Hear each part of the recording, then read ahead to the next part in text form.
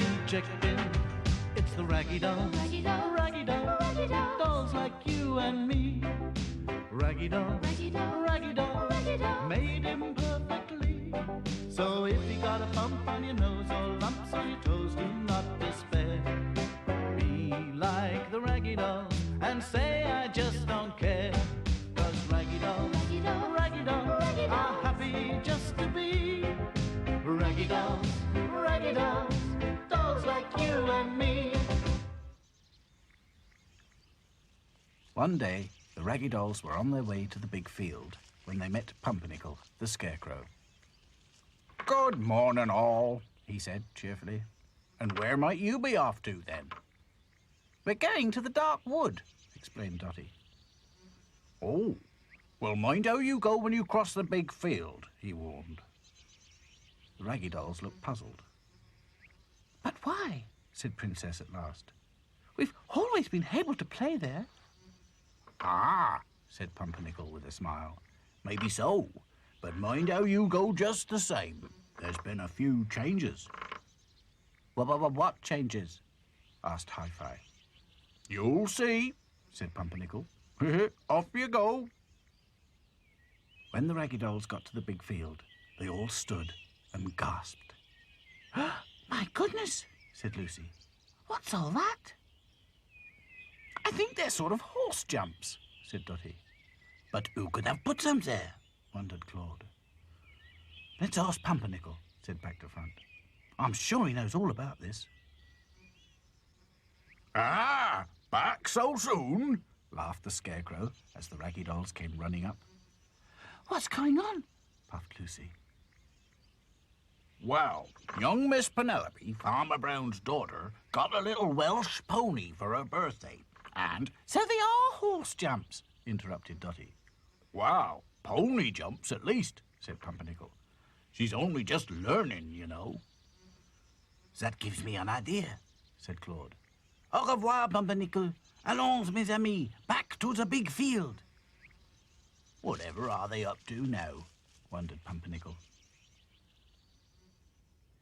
In no time at all, the Raggy Dolls were standing among the pony jumps in the big field. "Well, what's the idea?" said Dotty.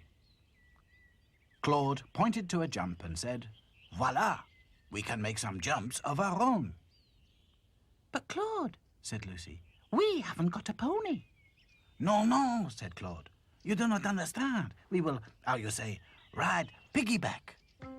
"What a super idea," said Dotty. The Raggy Dolls soon made a ring of jumps from sticks and twigs. Claude carried Princess, Hi-Fi carried Dotty, and Back to Front carried Lucy. "You'll have to tell me which way to go, Lucy," chuckled Back to Front. "You're blocking my view." "Who'll go first?" called Dotty.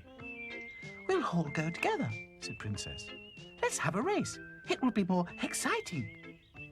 "But what about Sad Sack?" said Lucy. "Don't worry about me," said Sad Sack, only too pleased. "I'll be the starter." The Raggy Dolls lined up. "On your marks," said Sad Sack. "Get set. Go." The Raggy Dolls set off towards the first jump. Claude and Princess took the lead. They reached the jump, up and over, and then onto the next. "They do look silly," thought Sad Sack, and he couldn't help smiling. Neck and neck, the Raggy Dolls galloped towards the last fence. Up and crash! They all ended up in a heap and lay there, shaking. "Oh, is everybody all right?" called Sad Sack, fearing the worst. But the Raggy Dolls were just puffed out and giggling when he got there. Sad Sack was relieved. "I thought you'd all been hurt," he said, as the Raggy Dolls slowly got up. Just then, the ground began to shake. It was the unmistakable sound of horses' hooves. "Come on, giddy up, good boy," said a young girl's voice in the distance.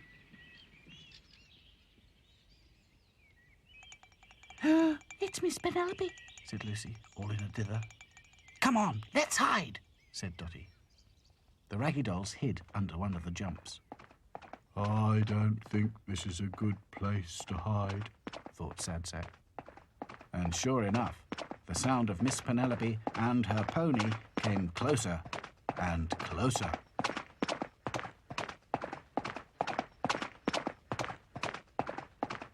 The Raggy Dolls closed their eyes as the pony's hooves galloped up towards the very jump they were hiding under.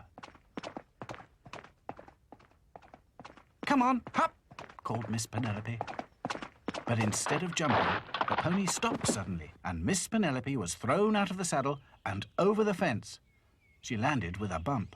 "Oh, my arm!" she cried. And then she flopped down. "She's fainted," said Dotty. "Maybe she's only puffed out, like we were." The Raggy Dolls decided to investigate. The pony was nudging Miss Penelope with his nose when they got there. "Oh, dear. What have I done? She pulled on the reins and I thought she meant stop. I didn't understand her." "Are you all right?" asked Lucy kindly. The pony looked startled. "Who are you?" he snorted. "We are the Raggy Dolls," said Dotty. "We saw what happened. Can we help in any way?" "Well, I don't know what to say," said the pony. "Words fail me. It's all been a terrible mistake, see?" Hi-Fi had been examining the girl. "I think she's broken her arm. That's what made her faint." "I've got an idea," said Back to Front. "Listen, pony." "Jeremy," said the pony. "Jeremy is my name. Miss Penelope gave it to me. Before that, it was, This is no time for introductions," said Dotty impatiently. "Never mind," said Back to Front. "Listen, Jeremy, do you know the way back to Mr. Brown's farm?" "Well, of course I do. I live there, don't I?" "Good," said Back to Front. "Then you must go there at once and fetch help." "Oh, yes, indeed," said the talkative pony. "Help is what we need, all right. And the sooner the better, if you ask me. But I wouldn't know what to say. I'm only a pony. I can talk to you and you can talk to me, but people, they're a different matter. Oh, yes, and another thing, they'll need to know where Miss Penelope is. How will I tell them that?" "No problem," said Back to Front, and he held up a flag from one of the jumps.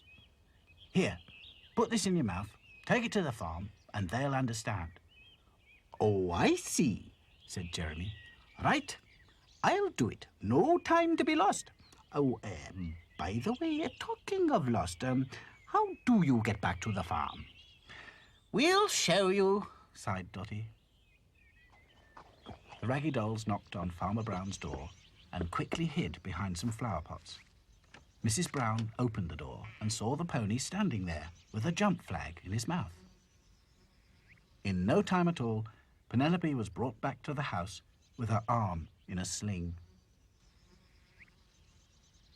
The next day, the Raggy Dolls couldn't help laughing when Pumpernickel told them that the doctor had said that Penelope was a very lucky girl to have such a clever pony. It's not much of a life when you're just a pretty face. Just to be whoever you are is no disgrace. Look around and you will find people of every kind, like the Raggy Dolls, Raggy Dolls, Raggy Dolls, Raggy Dolls, dolls like you and me. Raggy Dolls, Raggy Dolls, Raggy Dolls, Raggy Dolls, made imperfectly. So if you're not at ease with your knobbly knees and your fingers are all thumbs, stand on your two left feet and jump